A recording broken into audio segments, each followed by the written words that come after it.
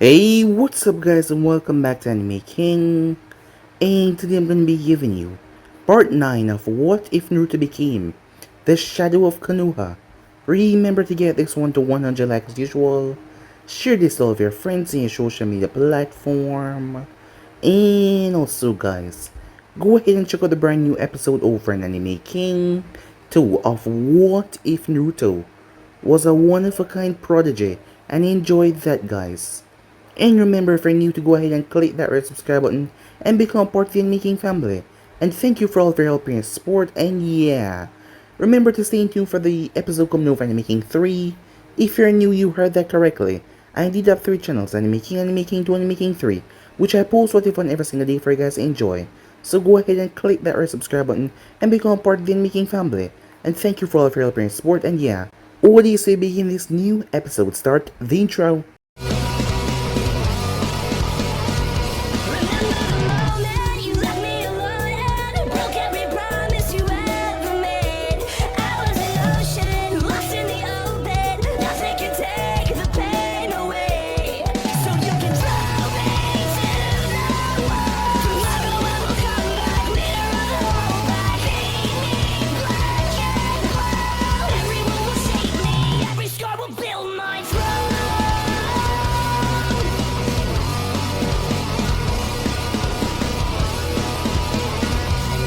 So the last time we left off, something was wrong.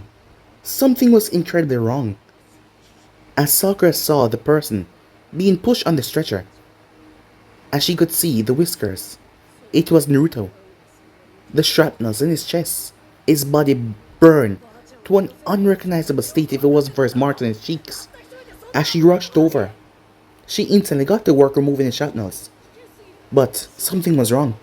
As Naruto was not healing as he should be healing, he was dying. As Navi arrived rather quickly, as she got the information from Sakura, they only had 50 minutes. Konoha and Homura then came as they were planning to extract the Nine Tails from Naruto. As Konoha had a baby, an unknown baby, they weren't sure if the Nine Tails could be whole inside the baby. After all, the baby was not Uzumaki, so they would have to transport. That meant killing innocent babies. Navi wasn't agreeing with this at all. But as the situation started damper, moments and moments got a lesson. She realized there was no choice, as Konoha knew the sea let me to use and started drawing on the ground. Things were getting bad as Naruto's chest started to fluctuate chakra all over the entire room. Meanwhile, in his mindscape, Naruto sat there. The fox was pounding away at the bars. It seemed like he was right. Because it was his half in here, the fox could not get away. The seal would bring him down with Naruto, that is why he was always trying to get Naruto to release him. As Naruto figured that it was good to give up, and decided to be over with. But Sakura then found out something was in his blood cell. It was from the hidden rain, the poison that that woman had used on him. His body naturally healed insanely fast. The fox knew that it was in his system. He had tried to use his way to get free. And the poison was still inside of him. That is the reason why he was not healing. The fox never told him, because he wanted Naruto to know that he was dying and release him for him to save him. But he made a big gamble and he failed because Naruto was going to die. He was going to allow the fox to save his life. But Snappy and Sakura was able to get the antidote rather quickly as they injected him with it, and nothing happened. As the mantra went flat, time passed as Naruto woke up in the hospital. He was alive. As Tomo was in there, as Snappy came in there, she wished to speak to Naruto privately. As she told him what happened, she told him about everything. And she told him that his body constantly healing himself in these near life and death situations. He was gonna reach his limit soon. And if he does, he would not be able to perform active shinobi duty, or probably even worse. As he understood. But she told him that he was alive, and he was still here with them. As there was so much flour, so many gifts in the room, many people had heard about his state, and there was many gifts given. Snappy had to make a lie that Naruto was trying to cook something in his house. As Tomo told Naruto that she burned their house down, she had to keep the lie going, because she couldn't allow the elders to find out that Naruto was a part of ANBU after all. But she had another house for him already, after all. He said he wanted to move. Time passed as Naruto had recovered, as he had Ami and Ichigo in his house. Sakura came over. She wondered Who the hell were these kids? As Naruto said that they were his kids. Sakura was confused. When did Naruto adopt them? Well, he didn't. He just took them from the orphanage, as Sakura was shocked by that. He couldn't just go doing things like that, but it was much better here for them than in the orphanage. As Naruto got warmed up to Ami and Ichigo, although he noticed Ami eyes. It was the same eyes as Kurenai, as he had met Kurenai in the park when he brought Ichigo.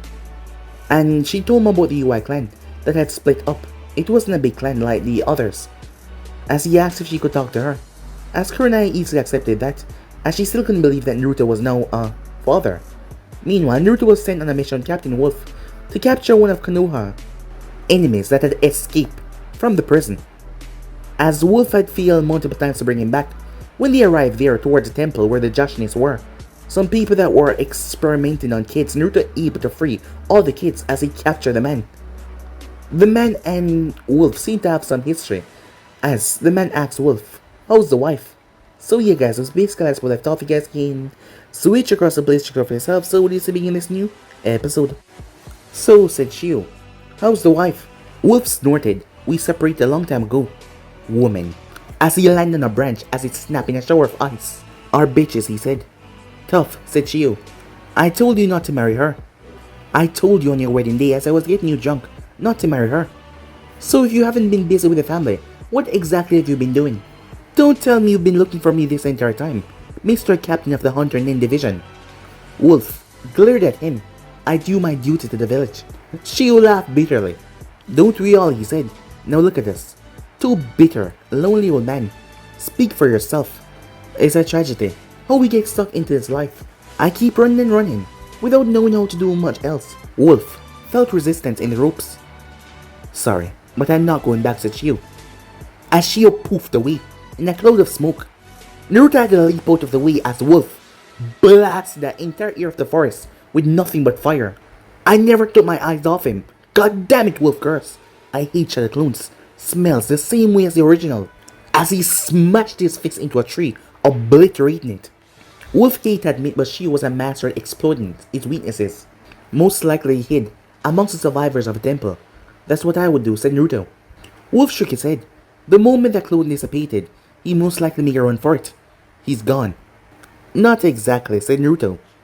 As Wolf looked towards him. "What do you mean?" "I might have left the real me with the survivors." "Then what the hell are you waiting for? Go and get his ass." Crow nodded then poofed away. As Wolf realized that he did not tell Crow that Shio possessed a Kekkei. Oh well. Meanwhile, Crow gently lifted his canteen of water to one of the prisoners. The elderly woman held the canteen greatly to her mouth. "It will be alright," he said, as a rush of information fly into his head. In seconds, he activated Sage Mode. There were several large chakra signatures that could be from shinobis in the crowd. He will have to check them all. Hold on, as he patted the old woman softly. As he created several clones, a chill then passed through the area. It brought the smell that Crow remembered from the Shadow Clone. She was already running. He was already out in the woods.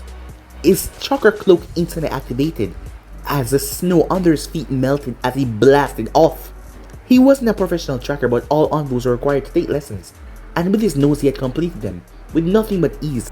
He dashed through the trees. There was nothing but a red blur as he moved.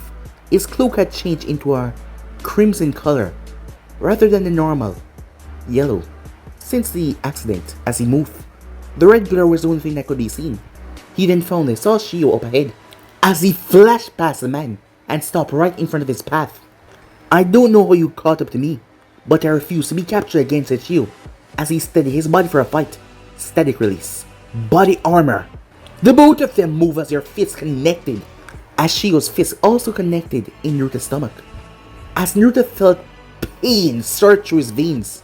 Electricity, but that did not stop him as he continued to fight. As the both of them traded blows, he had to bring the target back alive, so he could not use anything that was too deadly. But his arsenal was full of technique that would just obliterate the target. So he unsheathed his blade as he slashed it against Shio. Shio brought up his arm guards as the blade clashed against it. Electricity ran from the arm guard that shocked down the blade and started to burn Naruto's hands. He was forced to drop the blade. He looked toward his hand. The cloth of his gloves had been burned and steam sizzled from his palms. He looked back up as Shio was coming towards him with a fist aimed towards his heart. He remembered what he said to Snelly. I promise I'll be careful. Wind release. Wave wind jutsu. As he released a powerful gust that shook all the trees around them as snow fell down heavily, blinding Shio's sight. As he looked toward his palms, as Naruto saw they were healing instantly. How ironic his healing was the thing that was killing him, if it was too much. Fox. Stupid Fox, I know you can hear me. Why don't you answer when I want you to? Shut up. The healing factor is a part of your chakra. How do I regulate it, said Naruto. If he could slow down the minor injuries, perhaps he could regulate it to the deadlier ones. He wished he could have thought of this when Sakura was in the room, not while he was in battle. As he remember, a long time ago facing off against Kabuto, Jinjulki or not, a well-placed strike to the heart could kill you, and Shio was aiming towards his heart every time. You can't, said Kurama. What do you mean I can't, said Naruto. I can use your chakra whenever I want. Why?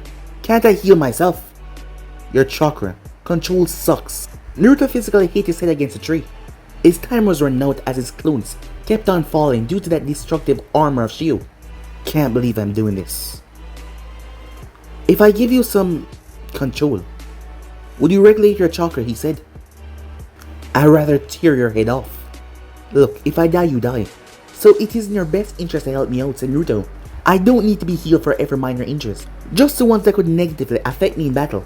I still rather tear your head off, said Kurama. Well, that wasn't a no.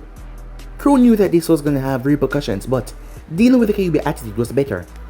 For another day to live and spend with his family, as he loosened his seal just enough for a bit of the Kyuubi's chakra to leak through. As his wounds stopped healing. At that moment his clones were defeated. As Naruto sighed, he could end this fight within a second if he was going after him for the kill. Multiple Winjutsus and Rasengans that could take Shio out, but he had to be brought in alive, and Shio was not making that easy. Capturing an enemy alive was so much harder than killing. You can't hide from me, said Shio. Static release. Flowing current, said Shio as he slammed both of his hands on the ground. As Naruto was forced to leap up in the air as the entire ground got sizzled with currents. He pulled kunais and threw them towards Shio, forcing him to release the ground. As Naruto was relieved when he landed on the safe ground, sweat was on Shio's forehead as he was using high-level jutsus after high-level jutsus. He was getting tired. As Naruto pulled out a Fuma Shuriken, as he twisted and threw it, as it went all around the man's electric armor before he discharged it and it blew away. That's it, said Shio. I'm ending this now. Shio released a massive surge of electricity over the entire place, forcing Naruto to leap away. But his left arm got caught as the thing spiraled and shocked him. As Naruto landed on a tree branch, he felt his left arm tightening, the electricity flowing through it. Without his healing factor, he felt it tighten up, as it felt paralyzed. It's over, said Shio as he was panting by this time. Your entire left arm is paralyzed. You can't make hand signs. You're done. Until a whipping sound could be heard, a Rasengan shuriken tear through a rather large tree. Shio turned as he saw the massive shadow dropping down on him. Shio jumped, but the thing collapsed right on his legs, forcing him down to the ground. As he blinked and looked up, as Naruto stood above him, as he saw that crow mass, he groaned in pain, exhausted. I know you're out there. You can stop laughing now, said Shio. As Wolf appeared. Good job. So you're telling me that you were there the entire time? Why the hell didn't you help, said Naruto. I would have interfered before you die, said Wolf, as he got the wire and twisted around Shio's neck. As he obliterated the tree with a chakra-infused fire punch. Up. Now. As Naruto tried to move his left arm. Okay, you can heal me now, he said. Huh. Can't handle a scratch, said Kurama.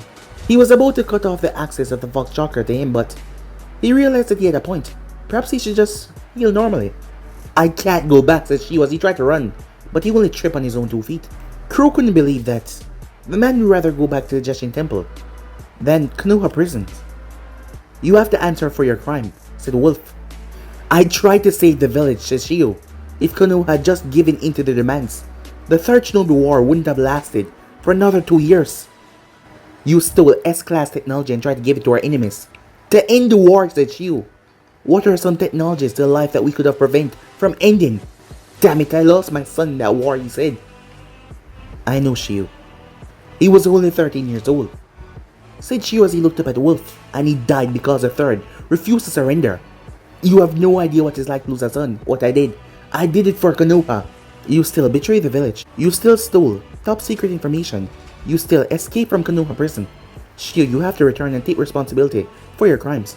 To be tortured and rot in the sands of those cells. You know what those prisoners are like. You know I can't possibly face that sadistic bastard, Marino. Wolf pulled out his katana. What are you doing? Crow said, alarmed. Mercy, said Wolf as he stood over Shiu. We can't do this anymore. I'm tired of chasing you. I'm tired of running, said Shiu. But what other choice do I have? The choice was given as Wolf drove his katana right through the man's chest. I'm sorry, said Wolf as he held his best friend. No, said Shiu. Thank you. I never had the guts to do it myself. Surviving for this long seemed kind of meaningless. Wolf nodded. Right now, it does seem meaningless. As Naruto turned away, as Wolf stayed with Shiu in his last moments. As he couldn't help but think about Sasuke, and how in the end it all seemed so meaningless indeed. Wolf stood up with the blood of his best friend, Soak, in his captain cloak. The captain of Konoha was a lonely and bitter old man. He had no wife to return home to, and no children to raise. With the hunt complete, he walked like a ghost through the snow-covered far country. Time skip. Where are we? Said Aim as she held on to Naruto's hand. You'll see, said Naruto as he knocked on the door. Aim gasped when she saw the woman open the door. She had long wavy black hair, and her eyes, they were the same as hers. Aim, this is Kurenai Sensei, said Naruto. It is real nice to meet you, said Kurenai as she opened the door to let them in. Aim did not move as Naruto had to push her in. They are more like me, said Aim as she noticed the girl on the floor, playing with the blocks. Naruto said that you might have some questions, Kurenai said. Are you... Aim looked at Naruto who gave her a nod. Are you my mom? No, I'm not. It hurt Kurenai to see the girl's disappointment. But we're a part of the same clan, so we are family. Wow, Aim said. I thought I was the only one. You're not. And if you ever have any questions about your abilities and how to use them, don't be afraid to come to me. Our eyes are a gift. Aim looked down as she fiddled with her fingers. Do you know who my parents are? She said. Before you came here, I did cross-reference the UI files in the hospital. I do know who your parents are. Aim sighed deeply. They abandoned me, didn't they? I'm afraid so. You don't have to do this. Aim shook her head. I want to know what they look like. I need to know, she said. Kurenai gave Naruto a doubtful glance as she handed over the house address. Thanks, Kurenai, said Naruto's Aim, hopped down from his lap and made her way towards the door. You're always welcome here if you want to talk. As Kurenai watched as they said goodbye, as Naruto took her hand and led her down the street. Naruto did not question Aim, he could see her resolve. Clear enough. They entered the streets. As they saw the house, Aim stopped. As she looked at Naruto. Whatever you want. Aim nodded as she marched up to the front door. She raised a hand but she could not knock. All she did was stay there. All of her fire dwindled down as she heard voices from the other side. She made her way to the side of the house as she tipped up to see. Over the windowsill, they looked normal. Just a man and a woman laughing with each other over dinner. She had an older brother and her sister. Aim couldn't help but picture herself at the dinner table, sitting with a real family. As Aim stepped back, tears in her eyes. It's not fear, she said as her tears ran. As rain started to fall. Naruto was at her side instantly, as he tried to calm her down as she kicked the mailbox. The well-placed kick tore down the last name that will never mean anything to her. Then a cloaked woman stepped past him in a walk down the road. Aim's temper and tears subsided as she followed after the woman. As Naruto went after her, as it led them towards the orphanage, the cloaked woman knocked on the door. An elderly woman, who Naruto knew was dead, and he preferred she stay dead, answered the door. What do you want? This baby has been left at the hospital. We have no more room, the woman said. We have no more room either, the old woman spat. It's a baby. Have mercy, the nurse said to her. Mercy would not feed the monsters I already have. She took the child anyways. The elder woman grimaced as she looked down towards the child. No wonder why no one wanted you. The door slammed shut. As Naruto and Aim sat on the railing at the orphanage, as rain pounded down, lightning streaked across the sky. As Naruto looked toward his hand, this was a genjutsu, but the rain felt so real on his skin. It was a replicated memory. "No, I know why my name means rain," said Aim, as Naruto wrapped a hand around her shoulder.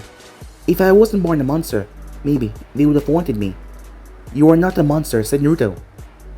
"I didn't know my parents," I thought, as he paused. He has never voiced these thoughts out loud before. "I thought my parents abandoned me too, because I was a monster." It wasn't until years later I learned it was different. I went most of my life thinking that my parents hated me, and feared me, or wanted me to die.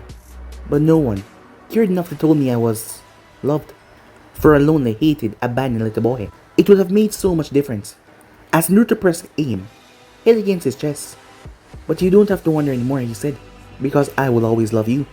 As she was in tears. "I know," she whispered. "It's just, they didn't want me and it hurts. My parents, they're bad people." Naruto wanted to tell her difference, that her parents were just civilians, and they were probably just scared. But his heart would not be in his words. He wasn't even sure that he had forgiven his own parents for stealing the 9 tails fault inside of him. He understood everything, including the logic behind it all. But it didn't mean his heart, for all it has gone through, could just forgive and forget. As far as Naruto could confirm, there was never a good reason to harm a child. Meanwhile, Crow was relieved when the reinforcements arrived, a medical team, and the Chunin squad leader within the area, led by Agent Was. "What's the situation?" said Was. "These are all the people we rescued from the Jashin Temple. Most of them are traumatized, and would be a little frightened. Over there are the most severe injuries that need to be looked at immediately. The children are over here. I have already done a survey of where they're from, and where they must return back to." "Good job," said Was, as Crow watches and names got to work. As they started to separate the crowd on the country they would be going back to. As night descended, he noticed the worry of the kids as they trembled on the ground. He picked up a small child. The boy had green eyes just like Ichigo. As he quickly made his way over to one of the men, something is wrong with him. The men turned. "There's nothing that we can do for the children. We don't have an abundance of opium to clean them off. Gradually, they have less survival chances from these other patients. We need to save who we can." "But shouldn't children get priority?" Naruto asked. "These are sacrificed prisoners. Those children are acolytes, priests in training.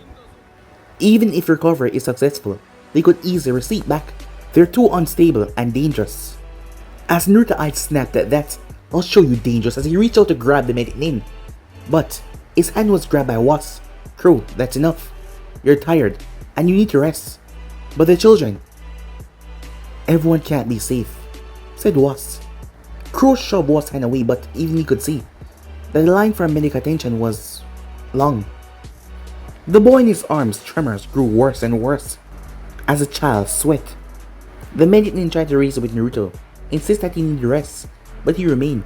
The boy started to struggle with his breathing, and in tears he started to cry out for his father. The boy was suffering in immense pain. As he was crying out, he was in pain. As Naruto's hand slowly pulled out a kunai. "I'm sorry," he said. "I'm so sorry." As he brought it towards the boy's neck, who was shaking and screaming out in pain for it just to be over, as he swiped it across.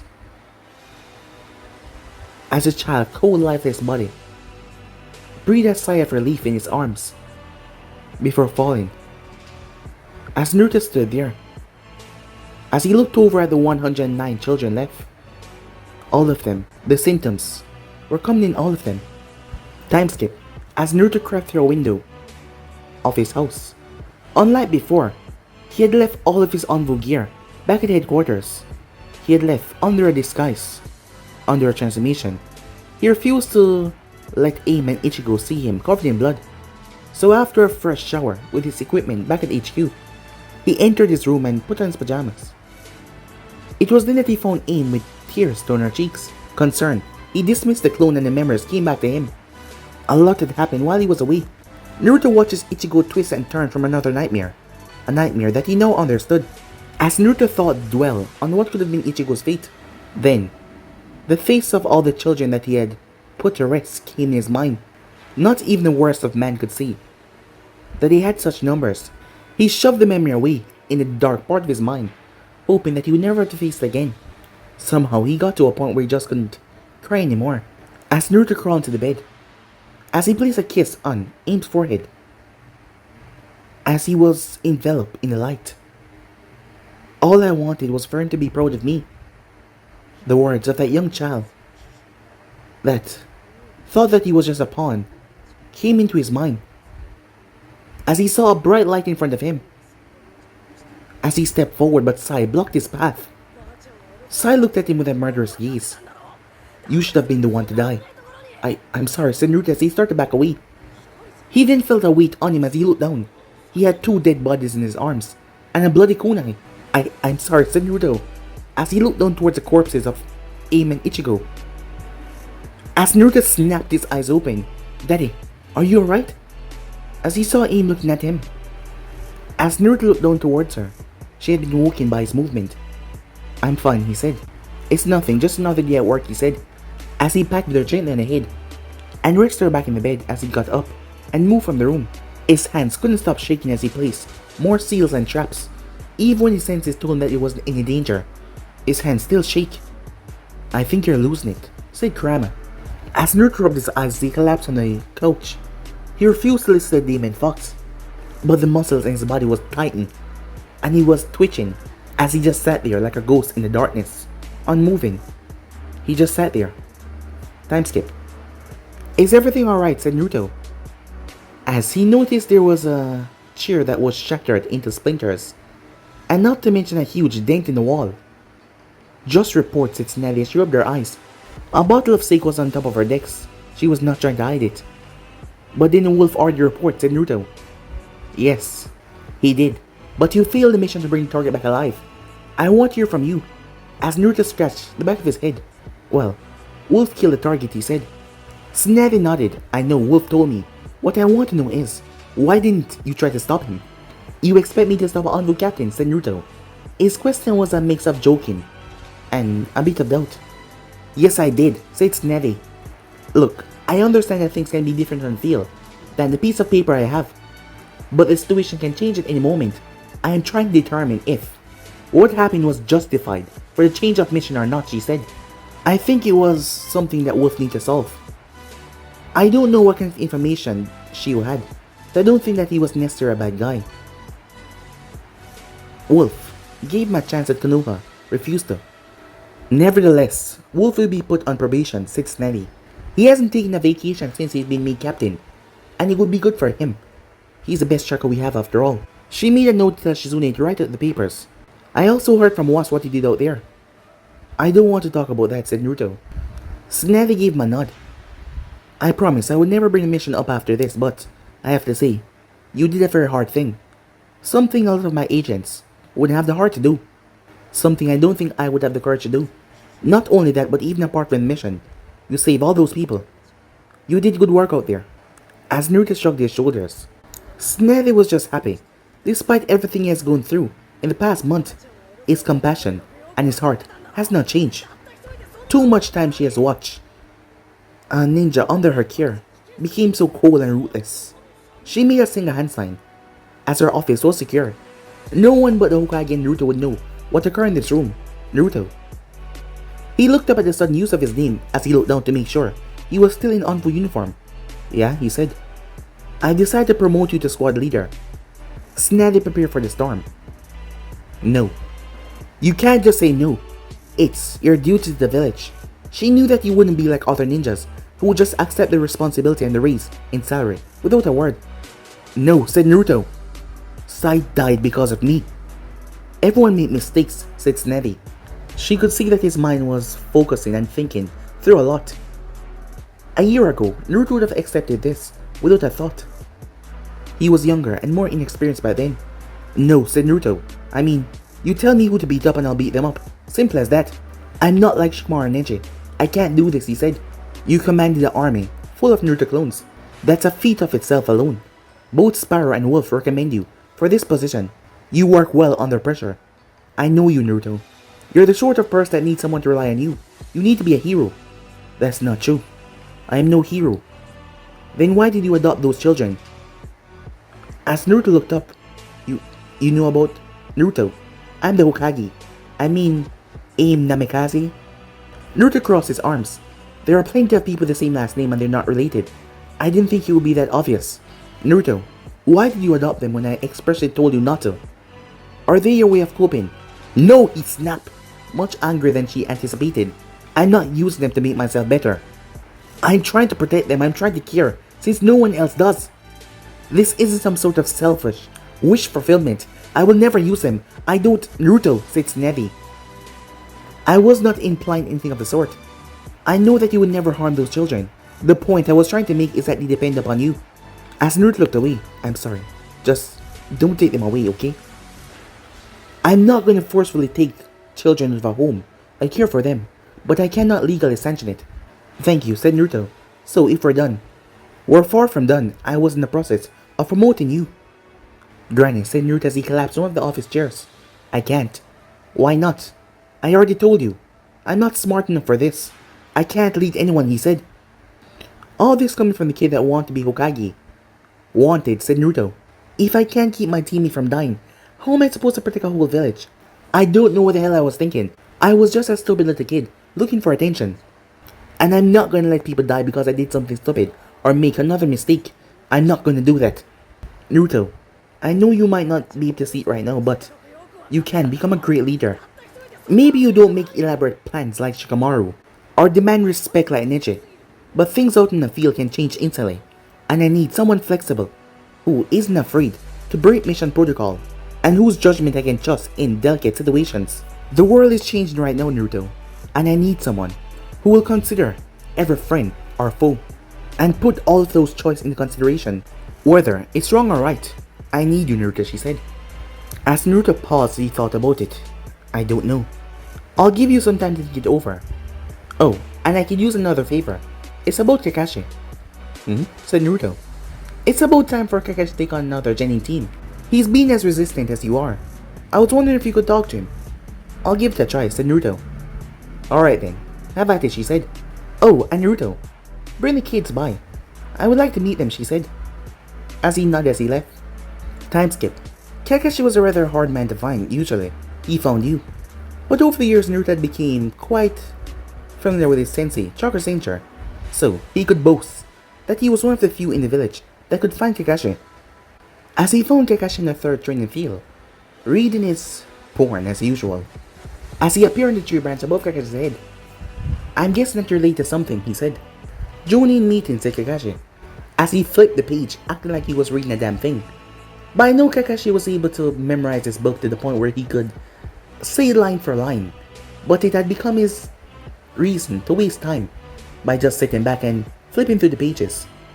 My answer is still no, by the way. Why not, said Naruto. It's not like you have anything better to do. As Naruto shot the branch that he was on as a leaf landed right in Kakashi's book. How's ANBU going, to Kakashi? It's... Naruto was too embarrassed to tell him that he has never cried as much as he had in the past few months, and that he was afraid that he was losing his mind. The only sane person in his mind was 90 thoughts, and that he was extremely tired because he thought every day when he woke up that he would be punished for all the crimes that he has done. You want to spar, said Kakashi. See, Naruto hesitated. That would be great, said Naruto. Kakashi tucked his book away as Naruto flipped off the tree. You know, don't want to hurt you that badly.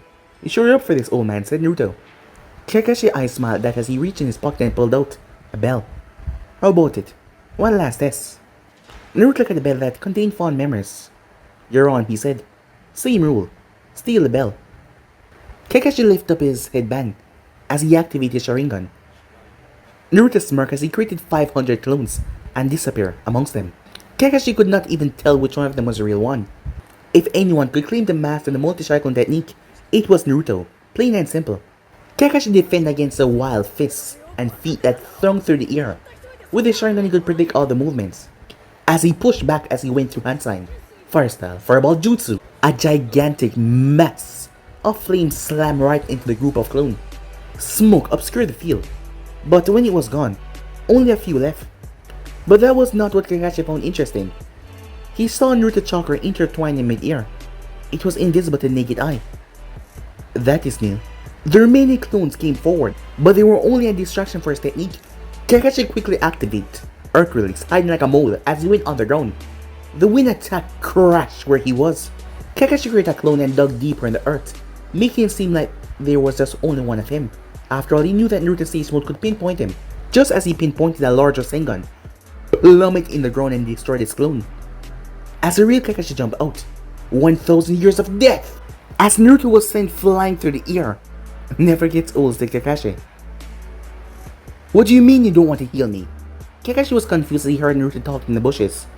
As he walked over, worse than getting butt checked, said Naruto to himself. Kakashi raised his eyebrow. Don't ask, said Naruto. Well, you haven't gotten the belt, said Kakashi. Naruto raised his eyebrow. Are you so sure about that? He said, as he opened his palm. For the first time in a long while, Kakashi was confused. You always carry two bell. You never said which bell. You were so focused. The moment you released that fireball technique, I took the one from behind your back pocket. As Kakashi chuckled at that, he didn't think that he would lose this quickly. He didn't even notice Naruto behind him. Well, that's how ninja battles went. It happened in the blink of an eye. I'm quite impressed, said Kakashi. Naruto was about to toss with the bell. Kakashi raised a hand. Keep it, he said. Really? As Kakashi crouched on a rock. I hear you have kids now, he said. As Naruto's eye twitched. Am I that incapable of keeping secrets, he said. Well, it's not very subtle when the hero of Konoha is dragging kids all over town. Villagers talk, you know. And you never know what you hear when you were lounging around in trees. Figure, said Naruto as he tossed the bell in the air. As he heard the note as he caught it. What happened to Team 7 was my fault, said Kakashi. That's not true, said Naruto as he leaned against the rock. Those were Sasuke choices. It's not just about Sasuke. It's not about you or Sakura just alone. None of the techniques you use in battle today, I taught you. I failed you. The problem was I had too much baggage coming into the team. And just because having the title as teacher doesn't make me one. Naruto tried to find an argument to go against this, but it was true. None of the techniques that he used in battle was taught to him by Kakashi. Sure, Kakashi had an unhealthy addiction to porn, but that didn't mean that he was a bad teacher. No, you taught me something more important than the greatest jutsu in the world. You taught me what it means to be a team, and I've carried that with me my entire life. It's not easy turning children into ninja. I can only imagine, said Naruto. We make mistakes, yes, but the only way is to learn from them and continue moving on. Kakashi thought about it. He knew Naruto was right, and at the same time he knew that he was a bad teacher at Team 7 as well. But he could become better. I'll think about it, he said. From Kakashi, that was the best answer you were about to get. As Naruto got to his feet. Oh, a piece of advice, said Naruto. Show up on time. I know you visit your old teammates a lot, but the dead shouldn't keep us away from living. As Kakashi chuckled. Everyone always remark your personality mirrors your mother, but I see a lot of your father in you. He would tell me the same exact thing. As Naruto nodded as he made his way off. He didn't realize he just used his taught no jutsu on himself. As he slapped himself on the cheek. He better start taking his own advice. Time skip. Thought about it, said Snavi. You're rather sneaky, you know that, said Naruto. As Snavi smirked. When commanding ninjas think they have all the answers, sometimes you have to be, she said. So, you're willing to accept the position? I guess, said Naruto. As Snavi threw a kunai, it embedded inside the map. You're more annoyed than usual. What's going on, said Naruto. Hokage classified information only, said Snavi. Seriously? What's going on, said Naruto. She threw the next kunai, but Naruto caught it. Snavi gave him a small glare, and she activated the seals. If this information leave the room, I'm killing you, she said. Promise, said Naruto. Do you remember that mission that you did? In Land of Earth where you saved Aburame Moshi? Hard to forget, said Naruto. The Southerns of Land of Earth have decided to change their attempts. The renegade ninjas have decided to place the cousin of the Earth Daimyo in charge of a newly formed country called Land of Mountains. Now the only thing acting as a buffer between the highly militarized country with a vendetta against us is Land of Grass. Can't Tishikage do anything about it, said Naruto. He wasn't minding the economical turmoil. And since the Earth Daimyo, cousin, is being used as a puppet, Earth Daimyo accepted his succession, it is a mess. Not only that, Land of Flying has been experiencing thefts from their weapons production, and we found the thief. Who? Said Naruto. The stolen weapon showed up when the Land of Sound successfully launched a surprise attack on the Land of Hot Water, while the major countries were fretting about the succession problem. They were just waiting for the right moment to strike. Wait, that means... As of last night, said Snevi, Land of Hot Water does not exist anymore. Not only that, the Sound has turned towards the Land of Frost, which is right behind the border of the Land of Lightning. This morning the Raikage has declared war on the Hidden Sound. That's not only it, is it? Said Naruto. Do you remember your first mission, when I sent you to kill the terrorists of the remaining organization? As Naruto could not forget that one. It's back, stronger than before, and has an alliance with the samurai. Because of the recent turmoil, they have demanded that all daimyos eliminate their allies with the ninjas. And we can't get to them because they have gotten safe haven in the Land of Iron. Our informants inform us that they have been building and molding weapons that are like dangerous clay bomb. Its technology is reported to level the playing field between samurais and ninjas. My head is starting to hurt, said Naruto. I know how that feels, said Snevi. So what do we do, said Naruto. There was a joining meeting today to discuss the recent events. What I just told you, only Jonin and Up know about it. Civilians had hardly realized that one new country has been created, and another has been lost. She threw another kuna into the map. I really need you out there right now, Naruto, she said. I'll try my best, said Naruto. Here, I have the information on your new squad. It will mainly be an infiltration team. She handed him the folders on his new squad mates as he opened the first one. Codename Fox, gender female, element water, affiliation tracker, abilities Byakugan, medical ninjutsu, summoning contract, sneak.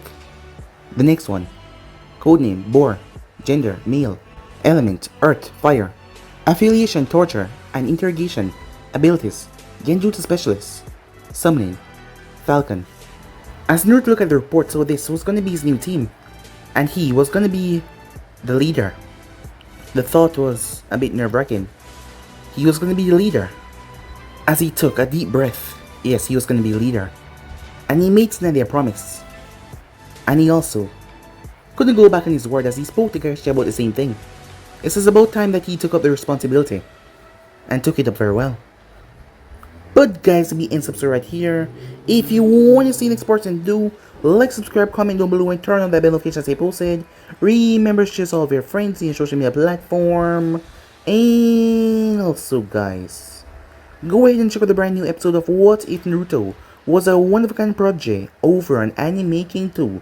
And enjoy that, guys. If you're new, yes, you heard that right. I indeed have 3 channels, Anime King, Anime King 2, Anime King 3, which I post what fun every single day for you guys to enjoy. So go ahead and click that red subscribe button and become part of the Anime King family. And thank you for all of your help and support. And remember to comment down below and tell me if you're new, and I'll be reporting and talking about all of you. So yeah, without further ado, I'm out for now. See you guys very soon.